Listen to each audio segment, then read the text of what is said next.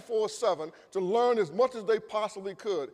A mathetes, a pupil, a disciple, a learner, one that attaches him or herself to another. Now, many years ago, we had a very unique apprenticeship program. Before the emergence of the labor unions and the sophistication of apprenticeship and job training, and the people with the craft, with the skills, young people would find them out and say, let me work for you almost for free. I just want to learn the skill.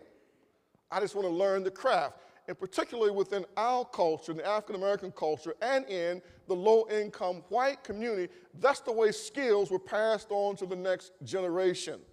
They were passed on during these times of apprenticeship where the one with the skill would have one work under him or her that didn't have the skill and to transfer it. But watch this. The master teacher didn't go looking for pupils. They didn't go looking for students, begging people, let me teach you. No, the master teacher's body of work itself spoke to their skill. If it was a blacksmith, the smith's work spoke to his skill. If it was the carpenter's work spoke to his skill. The brickmason's work spoke to his skill. So the body of work that they had produced, it was the recruitment tool, and then people looking at the body of work who desired to learn the skill would then approach the master teacher and say, can I become your apprentice? And that's the way it was in the New Testament era as well. That the teachers, the rabbis, would literally have individuals lining up to be selected to study under and to learn under a master teacher. That is the biblical way, that is the New Testament way, and we've gotten so far removed from the New Testament way, that is why we're no longer producing disciples. In the 21st century, people think that they can become fully mature in the faith from reading books, from watching DVDs, and watching people on television. And all these commentaries, everybody know more than the preacher because they can get the commentary. But the problem is the truth of God is designed to be transmitted through personality and through experience of the teachers. That's why God didn't just send the tablets down and throw them out of heaven. No, God gave us the Bible through fallible human beings. So the entire Bible basically was transmitted through the mind, the intellect, and through the personality and the background of fallible people. Because God desires for his truth to be wrapped up in individuals who then transmit that truth to the next generation. Are y'all listening to me? You better find you a master teacher because you don't know it all. And that's why I traveled to Jackson, Mississippi just to spend time with John Perkins. I go all the way to Washington, D.C. to spend time with brothers up there, guys who I've read behind, I watched their work. I want to see them in real time. I still spend time on the telephone with my pastor, Franklin Murphy. Everyone needs to have someone else that's been in the game longer than they have been in the game, and the years that they have and the experience equates into wisdom. And you have the benefit of their wisdom. Are y'all listening to me? This doesn't preach well in the church today because we all free agent Christians. And so we can listen to Charles Stanley and Chuck Swindoll and John MacArthur, and we buy all the commentaries and Warren Wiersbe and all these people, but we fail to realize we have no personal relationship with these individuals. And discipleship is supposed to take place in the context of a relationship. That's the biblical way. That is the New Testament way. That was the ministry of Jesus of Nazareth. The Apostle Paul understood that, and the Apostle Paul says to Timothy, those things which you have learned among me, from me, from many witnesses, the same thing you commit to others, that they can commit to others, and that's the way the church is supposed to grow and be developed.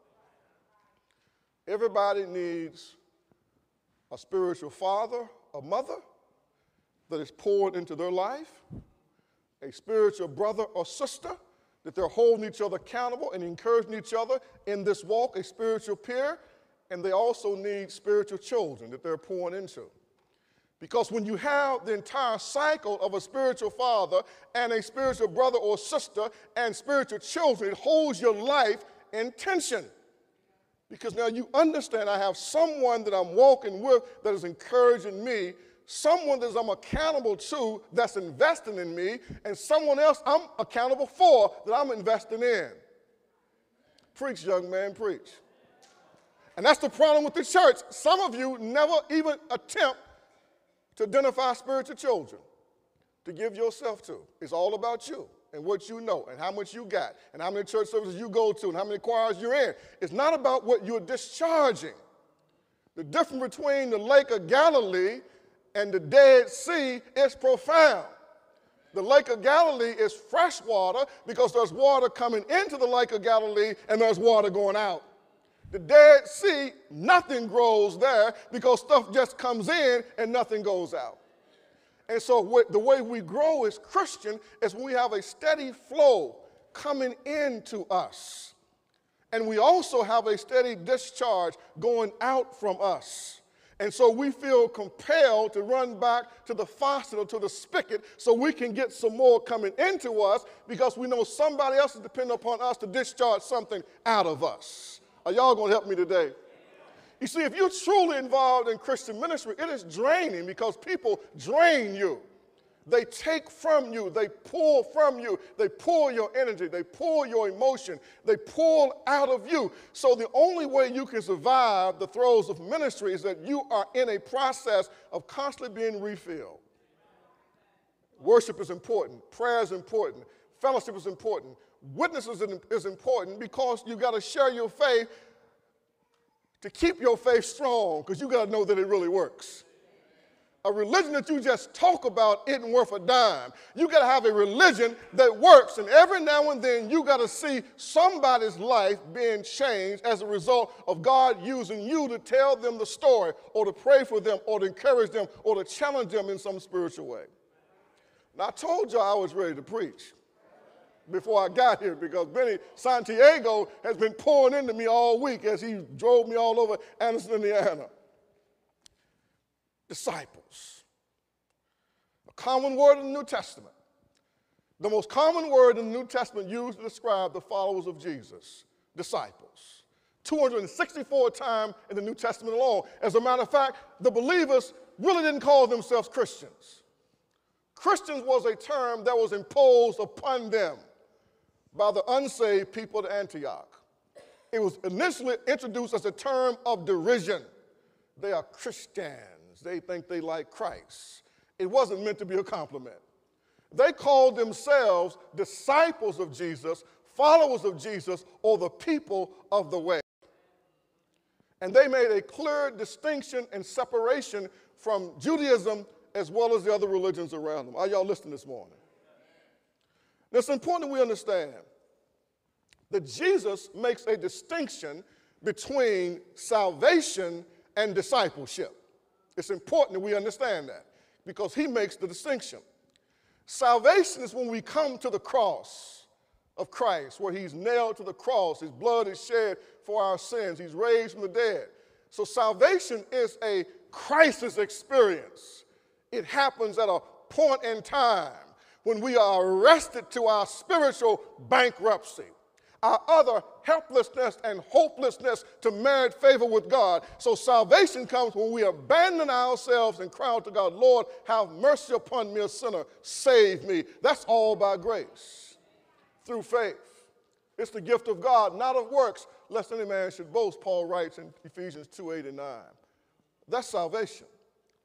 But discipleship is a choice. You choose to be a disciple of Jesus, and discipleship is not a crisis experience. Discipleship is a process. It is an ongoing life commitment. Salvation is point in time, a crisis. Discipleship is an intellectual, cognitive choice, a decision that I make to follow Jesus. Now, are you listening there? And I'm going to anchor this in the Bible because I'm a biblical preacher. I ain't got to figure out what I'm going to say the next week. I know what I'm going to say. I'm going to deal with the next paragraph in the text. So it ain't no hard thing. Just study what the next paragraph says and try to figure out what it means, and then try to put it in some exegetical idea and some expository thought, and then just articulate it. So this is not a hard thing to do when you believe in the Bible. It's hard to preach when you're trying to make stuff up or find something in the newspaper or get something out of a magazine. It becomes real hard then. You come with some new novel idea. But when you're wrestling with the text,